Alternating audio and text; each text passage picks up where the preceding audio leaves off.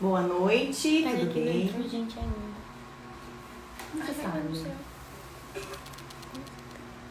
Boa noite, tudo bem? Eu sou a Bárbara, psicóloga no Instituto Ser.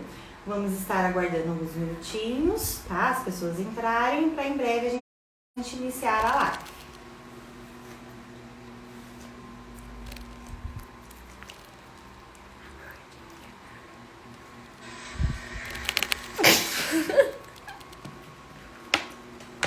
Vocês vão ver também.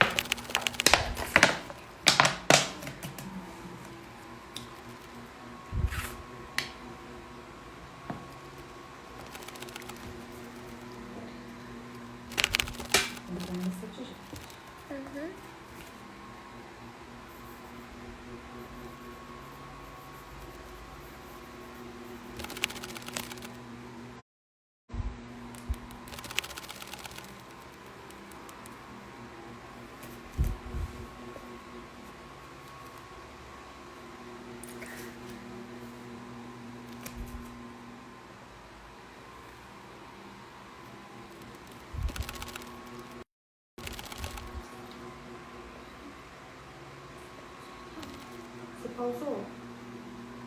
Tá vídeo ao vivo pausado?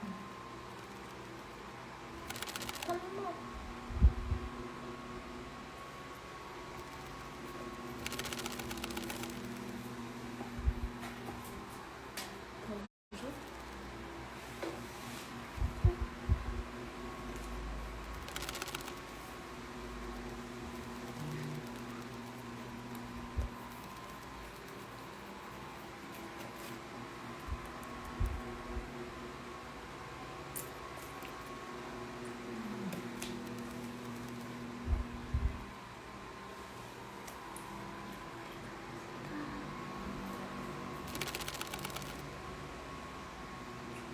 Bom, eu vou iniciar me apresentando, assim acho que dá tempo das pessoas irem entrando e não perder nada do conteúdo, tá?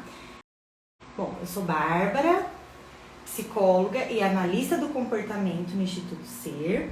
O Instituto Ser é uma clínica escola especializada e hoje a maioria dos meus pacientes tem o transtorno do espectro autista, tá? E eu atendo todos eles através da ciência ABA. Hoje nós vamos conversar um pouquinho sobre alguns princípios da terapia ABA, tá? Através de uma linguagem bem mais simples. Vou tentar explicar para vocês alguns termos que a gente escuta muito e depois dar algumas dicas de intervenções e atividades para vocês realizarem em casa, tá bom?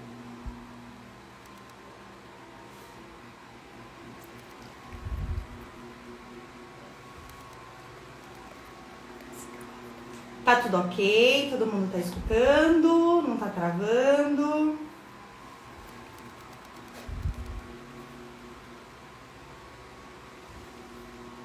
Vamos iniciar então? Então vamos lá. O que é a terapia ABA, né? Que tanta gente escuta. ABA é uma abreviação de análise do comportamento aplicada. Ou seja, ela é uma ciência. Por se tratar de uma ciência, a gente não vai conseguir aqui hoje ensinar tudo da terapia ABA. Ela é muito ampla, muito complexa, envolve muito estudo, muito aprendizado. Então eu vou trazer para vocês dois princípios básicos, que é o reforçamento e a extinção, que são treinos que a gente consegue realizar em casa. Mas para a gente conseguir realizar esses treinos, a gente precisa aprender a fazer uma breve avaliação. Nós, analistas do comportamento, chamamos essa avaliação de análise comportamental, tá? O que é análise comportamental? É uma avaliação. O que ela avalia? Principalmente o que acontece antes do comportamento, que a gente chama de antecedente, e o que acontece depois do comportamento, que a gente chama de função do comportamento, tá? Então, ó, eu tenho um comportamento, né? Acho importante a gente trazer um pouquinho aqui dos comportamentos inadequados, que são as maiores dúvidas, as maiores questões que as famílias queriam estar intervindo. Então, vamos usar o comportamento de se jogar no chão, ok? Então, assim, acontece alguma coisa, a criança se joga no chão, ok? ok? E depois, qual é a função desse comportamento? Então, para a gente conseguir entender qual é a função do comportamento, vamos entender primeiro um pouquinho o que é o comportamento, tá? O comportamento, ele pode ser biológico ou aprendido. O comportamento biológico é aquele que pertence a nós de uma forma natural, tá? Aquilo que a gente sente, tá? O que a gente compreende. Um exemplo, a gente leva um susto, tem uma taquicardia, a gente não controla isso, tá? Esse aceleramento do coração. Então, isso é um comportamento biológico, tá? Quando tá muito frio, a gente fica arrepiado, a gente não controla esse arrepio, tá? É nosso, é biológico. E tem os comportamentos aprendidos, que nós adquirimos através de influências, né, durante a vida. Quem traz essas influências? Os pais, os amigos, a escola, a sociedade, as religiões, tá? Um exemplo, sentir medo de altura, né? Quando a gente sente um perfume, lembra de uma pessoa, tá? Sentir cheiro da comida e ficar com fome, tudo isso a gente aprende, tá? São comportamentos aprendidos ao longo da vida, tá? Para que compreender tudo isso? Para que entender o comportamento, né? Porque através disso a gente vai entender o que é estímulo e o que é resposta. Lembra que a gente está aprendendo a fazer uma análise, uma breve análise do comportamento, para depois a gente aprender a fazer as intervenções, ok? Vamos lá. Então, o que é estímulo e o que é resposta? Vamos pegar o último exemplo. O cheiro da comida. Eu sinto o cheiro da comida e fico com fome. Sentir o cheiro da comida é um estímulo. Ficar com fome é a resposta, tá? Por que a gente precisou compreender tudo isso? Para chegar nesses dois princípios básicos da análise do comportamento, né? Então, vamos lá. Primeira coisa que nós vamos aprender, o que é reforçamento e depois o que é extinção. O que é o reforçamento? A gente escuta falar muito essa palavra, né? Reforçamento no aba. O reforçamento é tudo que a gente utiliza para aumentar a possibilidade de alguma coisa, tá? Então, assim, eu brinco que as mães são ótimas em aba. As mães fazem um reforçamento muito bom, né? Come tudo para ganhar a sobremesa, né? Não chora para ganhar o sorvete, né? Se você dormir no horário, você vai ganhar um brinquedo, né? Isso são reforçadores, tá? Eu ofereço, né, uma possibilidade para que aumente a vontade dessa criança e ela queira realizar o comportamento. Então, um reforço para que o comportamento ocorra, ok? E a gente chama isso de reforçadores positivos, tá? Porque traz algo de bom, traz um aprendizado para essa criança. E o reforço negativo. Na vida, os acontecimentos possuem uma relação causa-efeito, tá? Alguma coisa, né? Acontece algo e o resultado disso é um efeito. Exemplo, eu jogo a bola e a bola rola. Jogar a bola é a causa. Rolar é o efeito disso. Todo mundo que jogar a bola vai rolar. Só que no comportamento humano, esse processo acontece diferente, tá? Com o comportamento humano, uma criança na hora que ela tá com fome, uma vai chorar, a outra, quando está com fome, vai gritar, a outra, quando está com fome, vai pedir. Então, a gente nunca sabe qual é o efeito disso, tá? Por isso que as crianças são tão diferentes. Então, vamos voltar lá no exemplo da criança se jogar no chão. Eu lembro que a gente está fazendo uma análise. A questão é, acontece algo, a criança se joga no chão e acontece alguma coisa depois. Quando a gente está falando de reforçador, o mais importante é sempre o que acontece depois, tá? Tudo aquilo que acontece antes, né, daquele fato é importante para nós. Porém, para compreender o reforço, se ele é positivo, se ele é negativo, a gente vai focar no que acontece depois, ok? Então vamos lá, primeiro exemplo. A criança se joga no chão, tá? Acontece algo, a criança se joga no chão, eu olho pra ela e falo, menino, não faz isso, que coisa feia, não pode fazer isso. Eu olho pra ela e dou atenção a ela, tá? Ou então, ele se joga no chão, o que eu penso? Ele gosta da bola, se eu der a bola, ele vai levantar. Então eu pego a bola e falo, olha a bola, tô a bola. A criança levanta e pega a bola. Se a gente analisar essas duas questões, né, a função desses dois comportamentos, sempre depois ela ganha algo, né? Ou ela ganha atenção, ou ela ganha o objeto, no caso a bola. Então, o que a gente vê? Que isso é função, né? Tudo que acontece depois é função do comportamento. Então, a função do se jogar no chão para essa criança é ganhar algo, ou atenção, ou objeto, tá? Então, para algumas crianças, se jogar no chão pode ser algo ruim, porque a mãe vai ficar brava. Então, ela, né, eu me jogo no chão, minha mãe briga comigo. Eu me jogo no chão, eu perco o sorvete. E para outras, não. Eu me jogo no chão para ganhar algo, tá? Se a criança está ganhando algo, porém, esse algo que ela ganha traz um comportamento inadequado para ela, isso é um reforçador negativo, tá? Ela ganha algo, tá? Mas através disso ela aprende um comportamento inadequado, tá? Por exemplo, a criança se morde, toda vez que ela se morde, a mãe dá o tablet para ela se acalmar. O que ela entende? Eu preciso me morder para me acalmar, tá? Então toda vez ela vai se morder para ganhar o tablet. E o que a gente precisa fazer com esses comportamentos inadequados?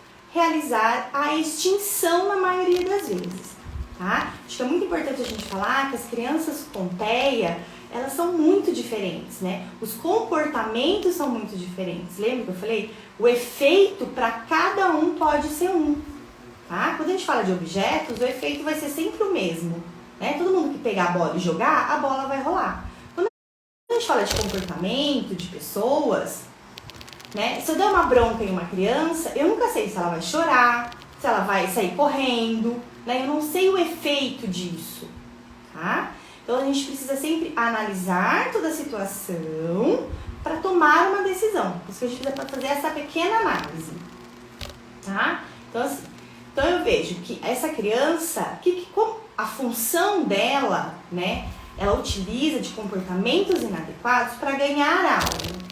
Né? E como que eu acabo com isso? O que eu faço com isso? Né? Por isso que eu vou trazer para vocês agora a questão da extinção. Né? Na maioria das vezes, quando a gente tem esses comportamentos inadequados, a gente precisa extinguir eles, tá? Fazer com que eles acabem, né? Porque se a criança ficar se mordendo toda vez, vai acabar criando um calo, vai acabar se machucando, né? Toda vez que ela se joga no chão, pode ser que um dia ela bata a cabeça, né? Então a gente precisa tirar esses comportamentos inadequados da criança, tá bom? Então como que a gente faz isso? Tá? Identifiquei qual é o reforçador. Identificamos o reforçador negativo, tá? Que é ou é a atenção ou é ele ganhar algo, tá bom? Então o que vai acontecer? Da próxima vez que ele se jogar no chão, eu vou ignorar esse comportamento, tá? Ele não vai ter mais resultado. Só que é muito importante a gente falar que todo comportamento que a gente vai fazer extinção, primeiro ele vai aumentar a intensidade, né? Ele vai aumentar muito para depois desaparecer, para depois ser extinto. O que seria isso? Se a minha criança chora todo dia 1 minuto e eu dou o tablet para ela, no outro dia ela vai chorar 1 minuto e não vai ganhar o tablet. Então ela vai chorar 2 minutos.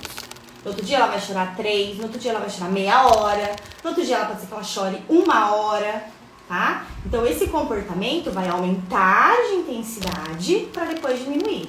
Só que vai chegar uma hora que ela vai ver que não adianta ela chorar, que ela não ganha, né, esse celular, que ela não vai ganhar o tablet chorando.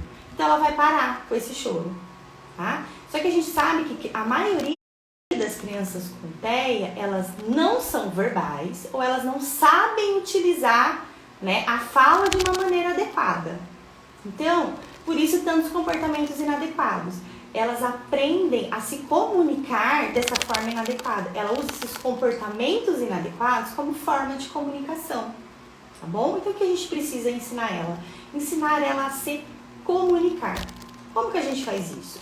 Se a criança tem uma fala não funcional, a gente vai começar sempre a repetir as palavras com ela, né? Mesmo que ela esteja chorando e a gente sabe que ela quer o celular, a gente vai falar para ela, pede o celular, né? Mostre o celular para ela, ajuda ela a repetir a palavra, né? Ela tem que entender que não é chorando, que não é tendo um comportamento inadequado que ela ganha as coisas, tá? E se impedindo. Se a gente tem uma criança que ela não é verbal, a gente utiliza geralmente o PECS, né? Ou fotos, né? Figuras, tá? Muitas pessoas têm muito medo de começar a utilizar o PECS achando que a criança não vai falar. Isso vai desmotivar a fala. Isso não é verdade. O PECS, ele vai mostrar para a criança a função, né, dessa fala, o quanto é importante essa fala, tá bom? Então a gente pode utilizar o PECS. Utilizar o PECS ou uma figura, uma foto, né, não é simplesmente a gente mostrar essa figura para a criança. A gente tem que mostrar a função de tudo isso para a criança, tá bom? E como que a gente faz isso? Então vamos voltar no nosso exemplo da bola, tá? A criança se joga no chão para ganhar a bola. Então, eu sei que ela quer a bola. Então, o que eu vou fazer? Primeiro, eu vou apresentar essa figura da bola para ela. Eu vou pegar a bola, a foto da bola e vou sempre entregar para ela a bola com a foto ou com a figura. Para ele começar a identificar que aquilo é uma representação, tá? A foto é uma representação da bola. Para ele isso é muito complexo, pra gente é muito simples, mas para ele não. Eles precisam aprender tudo isso, ok? E aí, depois eu vou entregar a figura da bola para a criança, né? E falo, você quer a bola? E entrego a bola. Pode ser que no começo a gente precise pegar na mãozinha da criança, ajudar ela a entregar a figura da bola e receber a bola. E com o tempo, com os treinos, ela vai passar a nos entregar a figura e receber a bola, tá? Ela vai aprender uma forma de comunicação, né? Muitas mães ficam muito preocupadas por ter filhos não verbais, né? Mas a fala não é a única forma de comunicação. Ele pode apontar, ele pode utilizar o PECS, o importante é ele ter uma forma de comunicação efetiva, tá? Porque até então também ele tem utilizado de comportamentos inadequados, ele está tendo uma forma de comunicação, mas ela não é efetiva, né? É uma forma ruim, tá? Então a gente tem que apresentar para essa criança uma forma de comunicação que seja legal, que seja adequada para ele. Ok? Até aí, ok? Alguém tem alguma dúvida? Tá? E outra coisa muito importante. Antes, ele tinha um reforçamento negativo. Ele se jogava no chão e ele ganhava a bola. Quando eu estou ensinando para ele essa nova forma de comunicação, é muito importante a gente começar a utilizar reforçadores positivos, reforçadores adequados. Tá? O reforçador, gente, eu escuto muita gente falar, muitas pessoas acham que o reforçador no APA é apenas comida. E não, a gente utiliza muitos reforçadores sociais. Tá? O que são esses reforçadores sociais?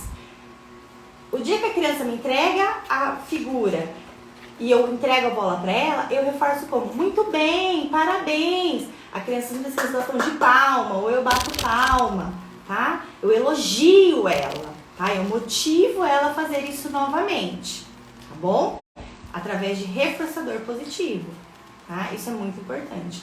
Às vezes, os pais não reforçam um comportamento adequado e ela entende que aquilo não se deve fazer mais.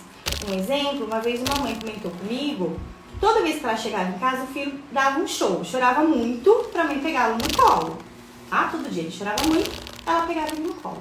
Um dia ela chega na casa e ele não chora. Aí eu pergunto pra ela, e o que você fez? Nada. Ai, deixa ele quieto, né? Ele não chorou, deixa ele quietinho. E perdeu uma oportunidade de ensinar algo pra ele, né? Poder chegar pra ele, ai, parabéns, você não chorou, então a mamãe vai pegar você no colo, né? Ensinar que não é chorando que ele ganha esse colo, ok? Então vamos lá. Acho que eu vou reforçar um pouquinho com vocês o reforçamento e a extinção, tá? É muito importante a gente aprender nesse momento o que é isso, pra depois eu dar algumas dicas pra vocês de algumas intervenções pra vocês fazerem em casa. Eu separei aqui um esqueminha pra gente conseguir pensar junto. Tá bom? Tá dando pra ver? Tá ok? Então vamos lá. Preciso abaixar um pouquinho pra eu ver onde eu tô. Então aqui. Então, ó, o brinquedo cai no chão, a criança chora. Eu entrego o brinquedo pra ela. O que eu fiz aqui? Lembra do reforçador negativo? Eu ensinei pra ela que ela precisa chorar, né? Pra ganhar o brinquedo, tá? O que seria o mais correto fazer aqui, então, nesse momento? o brinquedo cai no chão, a criança chora, tá? Lembra que eu tô precisando ensinar essa criança a pedir pelo que ela quer? Então eu podia olhar para ela e falar, você quer o quê? O brinquedo? Você quer o brinquedo? Ou eu mostro uma figura do brinquedo para ela, entrego a figura do brinquedo primeiro, depois o brinquedo. Ou eu pego a mãozinha dela e levo até o brinquedo, né? Para ela aprender que ela, se caiu é só ela pegar, tá? A gente fala, esses raciocínios lógicos pra gente é muito óbvio, mas eu tô falando de uma criança que tem que ela funciona de uma maneira diferente. Então, essas coisas não são óbvias pra ela precisa aprender, tá? E da extinção? Vamos lembrar da extinção? O brinquedo cai no chão, a criança chora, o brinquedo cai no chão, a criança chora, nada acontece, tá? Então, só que a gente não pode esquecer o quê? Que esse comportamento de chorar, antes dele ser extinto, ele vai aumentar muito a frequência para depois desaparecer. Muitos pais desistem dos treinos devido a isso, né? Falar, antes ele chorava só 1 minuto, para 10, né? E aí acaba desistindo desse processo de extinção. A gente tem que ter ciência que esse comportamento ele vai aumentar muito para depois desaparecer. Tá? Eu tenho que ter essa paciência, tá? Até esse comportamento desaparecer. Porque se eu ceder pra ele, se antes ele chorava 1 minuto, o dia que ele chorar meia hora, eu entrego, né, o brinquedo pra ele vai todo dia chorar meia hora ou mais. Porque ele demora, mas esse brinquedo chega. Tá? Então eu não posso ceder pra ele nesse processo. Senão ele não entende, né, esse aprendizagem, ele não entende, né, essa extinção. Tá? Então, assim, o que seria o correto nesse momento, né? Então, sempre ensinar para a criança uma forma de comunicação adequada, tá? Seja por carta, seja por apontamento, seja por PECs. Hoje existem muitos aplicativos também sendo utilizados. Então, há muitos recursos para ser utilizado, tá? A gente tem que pesquisar, tentar e a gente sempre acha um adequado para essa criança, tá? E com tudo isso, né? O que a gente busca com tudo isso? A autonomia, né? Eu acho que o principal das terapias, né, o principal dos treinos é que a criança tenha autonomia, que ela consiga realizar as atividades, né? Uma outra dica muito importante é sempre a gente fazer as coisas com a criança e nunca pela criança, né? Se eu quero que ela tire o prato da mesa, eu preciso pegar na mãozinha dela e ajudar ela a tirar o prato da mesa, até o dia que ela consiga fazer isso sozinha, tá? E todo o ensino, pra gente, é tudo muito mecanizado, né, muito prático. Pra criança cada etapa envolve um esforço e um aprendizado, né? Então, primeiro eu ensino a criança a levantar o prato da mesa. Depois eu ensino essa criança a levar o prato até a pia, tá? Depois eu ensino ela a lavar. Eu tenho que ter também uma paciência, a gente fala, né? Quebrar essas etapas para eles aprenderem uma coisa de cada vez. Então, pega o prato, leva na pia, lava, é muita coisa. Eles não conseguem entender tudo o que está acontecendo, não compreende todo o contexto, tá? Então, vamos lá. Vamos iniciar com algumas perguntas. Acho que uma outra coisa importante de falar é, nessa quarentena, os pais estão falando que estão aparecendo muitos comportamentos novos, né? Principalmente comportamentos inadequados. Então, a gente pode até fazer um testezinho. Quando a criança apresentar um novo comportamento inadequado, chama atenção, né? Não pode, para, faz isso. A gente fala, dar bronca e explicação, né? Se a gente ficar dando bronca e explicação, vai aumentar a tendência, vai aumentar esse comportamento. Esse comportamento vai permanecer cada vez por mais tempo, tá? E se eu ignorar, ele apresenta um comportamento, eu fico dando explicação e chamando atenção. Aí, num outro comportamento que ele apresentar, eu simplesmente ignoro. A gente vai perceber que o comportamento que a gente fica explicando, chamando atenção, vai cada vez permanecer mais, tá? E o comportamento que a gente ignorou, ele vai desaparecer, tá? Então, a gente precisa fazer essa extinção. Vamos começar respondendo então agora algumas perguntas, né? Dando algumas dicas de intervenção. Muitos pais perguntam nesse momento como manter as atividades terapêuticas nesse período, né? Eu acho que a gente tem que levar em consideração que é um período, né, muito atípico, nunca aconteceu, não tem um protocolo pra gente seguir, não tem nenhuma receitinha pra gente estar fazendo. De alguma maneira ou não, a gente acaba passando, às vezes, algum desespero pra criança, algum medo, né? A criança não tá entendendo porque a rotina dela não tá acontecendo, né? Ela não tá compreendendo por que ela não tá indo pra escola, por que ela não tá indo na terapia, né? Então a gente fala, a criança ela tá muito perdida também com tudo isso que tá acontecendo. Eu falo que se nós, né, nós pais estamos, imagina as crianças, né? Porque para nós pais está sendo uma readaptação muito difícil. Para a criança é mais ainda. E tem crianças que ela não sabe te dizer isso, não sabe te explicar tudo isso que está acontecendo, né? Então ela vai apresentar muito mais esses comportamentos inadequados. Então o mais importante nesse momento é utilizar o momento do dia a dia e fazer algo terapêutico em cima disso, né? Um exemplo, ele tá fazendo fono, né? Então eu posso em casa só dar água para ele com canudinho, né? Brincar de assoprar a bolha de sabão, né? Que são exercícios de fono. Eu preciso pedir orientação, né, para os profissionais e trazer isso para dentro da minha casa, para dentro da minha realidade do dia a dia, para não ficar uma terapia forçada, cansativa, e sim ficar um momento lúdico, um momento de brincadeira, tá? Na terapia ocupacional, né, muitas AVDs, muitas AVPs, então vamos pensar em treinos, né, dentro de casa. O que é importante ele fazer? Né? Vamos fazer o treino no banho, né? Toda vez que vamos tomar banho, vamos falar as partes do corpo, vamos conversar mais com essa criança, vamos mostrar as partes do corpo para ela, vamos pegar a mãozinha, vamos fazer junto com ela, tá? Se a gente quer que a criança tenha um aprendizado, a gente nunca faz por ela, faz junto com ela, tá? As terapias em aba, né? Se fala muito da intensidade da terapia aba. Muitos pais ficam muito, né, questionam muito nesse período. Nossa, a gente sabe do quanto é importante tantas horas de aba, ele precisa fazer tantas horas de aba, tá em casa, não tá fazendo, né? Só que os pais precisam fazer parte desse processo, né? Na terapia aba, pra gente conseguir a carga horária ideal, os pais precisam participar. Então, acho que esse é o melhor momento pra gente estar aprendendo, né? Para nós, terapeutas, também tá ensinando pros pais como realizar alguns treinos em casa, tá? Com supervisão e orientação, os pais podem e devem realizar esses treinos, tá bom? Então, o mais importante para realizar essas atividades terapêuticas em casa é isso, é ter um suporte, ter uma orientação e utilizar isso no momento do dia a dia, no momento lúdico, perguntar para o profissional como que ele consegue fazer isso dentro da realidade da casa dele, tá bom? Qual a melhor hora para realizar uma intervenção? O dia todo, né? Toda a rotina dessa criança, eu posso tornar isso num momento de aprendizado, né? O acordar, o tomar o café da manhã, né? O escovar os dentes, pôr uma mesa, tá?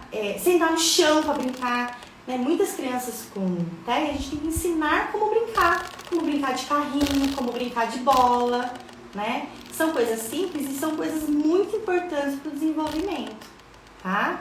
Isso, a gente tá falando muito de criança, né? Mas os adolescentes, os adultos, né? Então, assim, eu tenho que pensar, quem é o João? Né? O João é um moço de 17 anos. O que um moço de 17 anos pode fazer dentro de casa? Tá? O que ele tem condições de fazer dentro de casa? Então, são essas funções que eu vou treinar com ele. Tá ok? E aí, como realizar uma intervenção? É pensar isso. A gente tem que fazer sempre essa análise, né? Uma análise comportamental, né? Nas intervenções. O que eu preciso ensinar para ele? Eu preciso ensinar ele a arrumar a cama. Quais são as etapas de arrumar uma cama? Tá? Por onde eu posso começar? Por onde começa a arrumar a cama? É por onde eu vou começar com ele, tá? A intervenção, eu vou treinar o foco, a atenção, o sentar, tá? Como eu vou treinar isso com ele? Eu vou sentar no chão com ele, né? Sentar no chão e brincar com a criança envolve tudo isso, foco, atenção, né? A conseguir se permanecer por minutos ali sentado, isso é treino do dia a dia. Um dia ele vai ficar 5 minutos, depois ele vai passar a ficar 10 minutos, depois ele vai passar a ficar meia hora, tá? Tudo isso é treino. Como que a gente fica Como que os jogadores de futebol ficam bons, né, no futebol? De tanto treinar, né? Se ele treina 4 horas por dia, pode ser que em 6 meses ele esteja jogando futebol bem.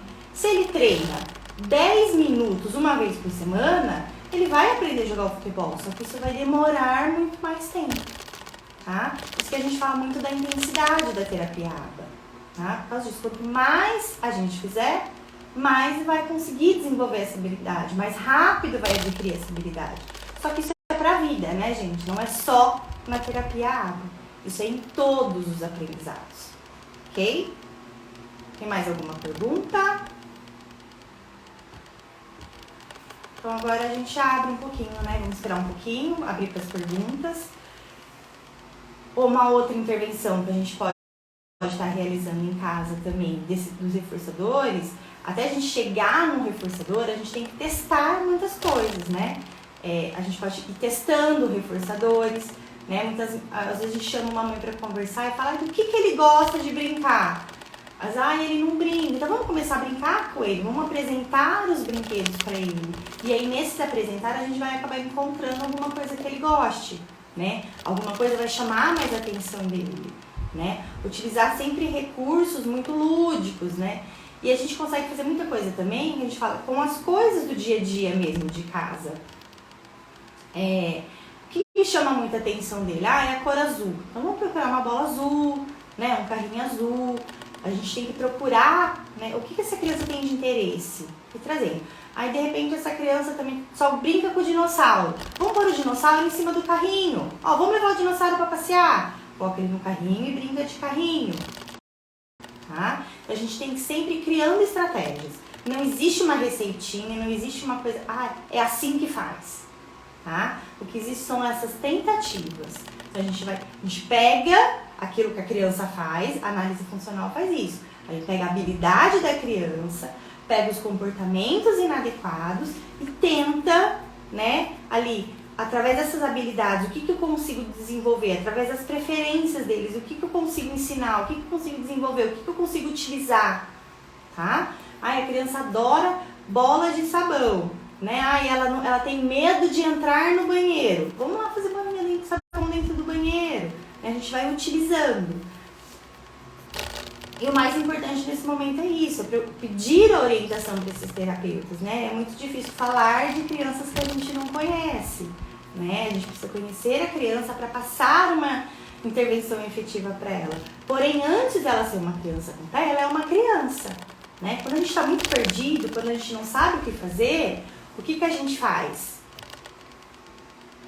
Quem é essa criança? Essa criança é o João de 3 anos. O que o João de 3 anos faz, né, tem que fazer? O João de 3 anos, ele tem que fazer o desfraude, ele tem que comer sozinho. Então é por isso que eu vou começar, tá bom? Eu vou pegar as perguntas para responder. Vamos lá.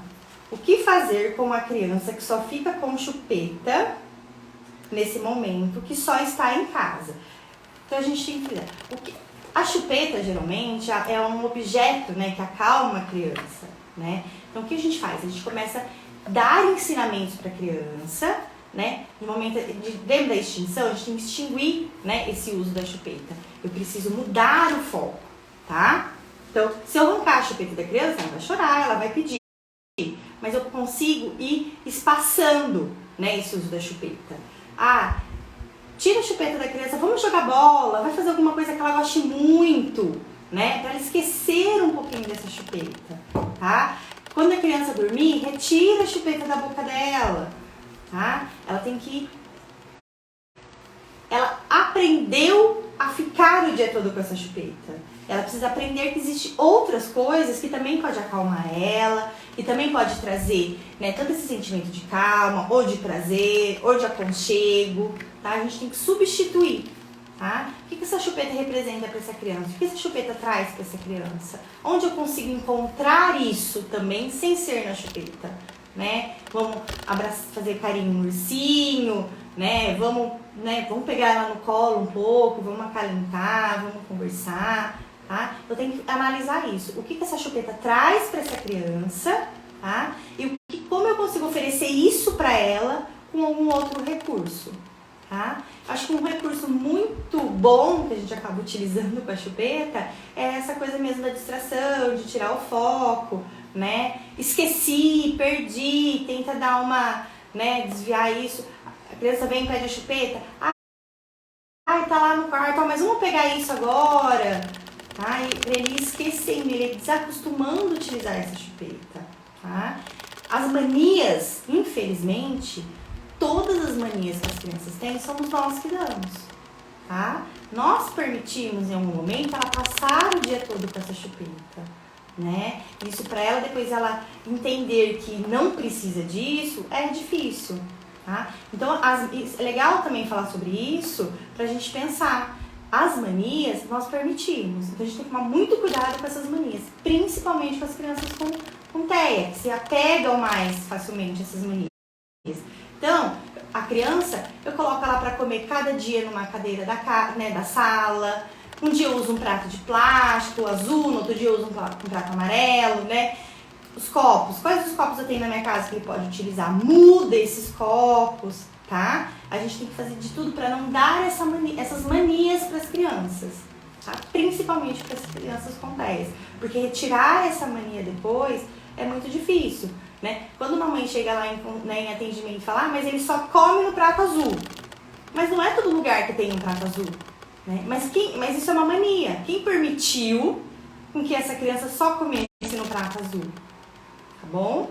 Então é assim, às vezes a gente acha bonitinho, né? Ah, ele só come no prato do Homem-Aranha. Pega o prato do Homem-Aranha, né? Mas a gente tem que tomar muito cuidado com esses estímulos, tá? Estimular essas manias nas crianças. Tá bom? Uma outra pergunta. Acho que outra dica importante também, né? Às vezes essa questão de ignorar o comportamento, né? Às vezes fala pra mim, ignora o comportamento. Mas se eu sair de perto ele vai bater a cabeça, ele vai se machucar, né? Então se eu tenho uma criança que ela bate a cabeça pra ganhar minha atenção, eu vou segurar a cabeça dela, mas eu não olho e eu não falo, tá? Eu não dou atenção a ela, tá bom? Se a criança bate a cabeça para ganhar o tablet, ela não vai ganhar o tablet. Mas eu fico ali contendo, mas eu também não posso dar atenção, tá? Essa contenção também é uma leve, né? Ou eu coloco um travesseiro, ou eu dou uma seguradinha. Eu tenho que proteger essa criança, eu não posso deixar essa criança se machucar. Se eu consigo sair do ambiente, tá? Deixar ela ali, ela vai parar, ok. Mas se eu sei que a criança oferece algum tipo de risco, nesse meu ignorar esse comportamento, eu preciso dar a assistência necessária para a criança. Se ela se bate, eu vou ficar ali perto e vou ajudando ela, tá? Mas eu não falo e nem olho para essa criança, que é o que ela quer, tá bom? Ok? Então é isso, gente. Hoje nós aprendemos, então, né, a reforçar e a extinguir um comportamento, né? Aprendemos que muitas crianças utilizam desses comportamentos inadequados para ter atenção ou para conseguir se comunicar. E vocês aprenderam hoje, então, que o mais importante é ensinar essa criança a se comunicar de alguma forma, tá bom? Então, acho que por hoje é só. Obrigada pela presença de todos e até a próxima.